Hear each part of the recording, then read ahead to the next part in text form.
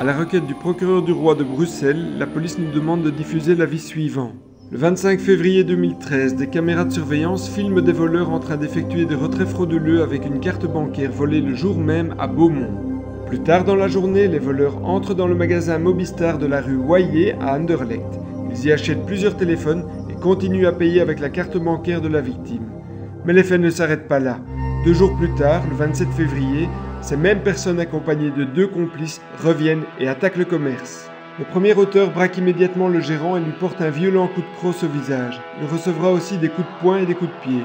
Ensuite, les malfrats s'emparent des GSM et des tablettes stockées dans l'arrière-pièce du magasin.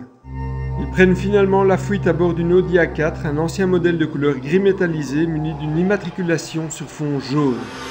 Le premier auteur est celui qui a frappé le gérant avec la crosse de son arme. Il a une vingtaine d'années et les cheveux foncés. Ici, il était vêtu d'une veste foncée, d'une écharpe claire, d'un jeans et d'une paire de baskets foncées. Mais pendant le braquage, il était habillé d'une veste noire avec une large bande blanche sur les manches et une tirette blanche. Un logo blanc est également apposé sur la poitrine au côté gauche de sa veste. Il portait des gants jaunes en latex, un t-shirt clair et une cagoule de style bonnet. Le deuxième auteur est un homme âgé de 20 à 30 ans. Il a les cheveux foncés, coupés courts et une barbe de quelques jours. Sur ces images, il était habillé d'une veste foncée avec un col en fourrure, un jeans foncé, une paire de baskets claires. Le haut de la manche droite comporte un logo blanc.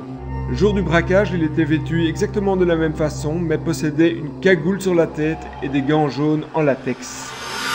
Le troisième auteur semble avoir la vingtaine et a les cheveux foncés. Il était habillé ici de chaussures de sport foncées avec des semelles blanches, d'un jeans bleu et d'une veste noire munie d'une capuche, d'une fermeture éclair blanche et d'un logo blanc sur le torse.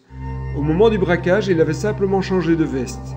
Celle-ci est foncée et composée d'une large bande à carreaux sur la partie supérieure ainsi que sur la capuche et sur la partie inférieure des manches.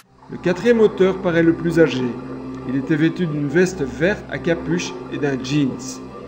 Si vous reconnaissez ces 4 individus ou si vous avez des informations sur ces faits, veuillez prendre contact avec les enquêteurs via le numéro de téléphone gratuit 0800 30 300.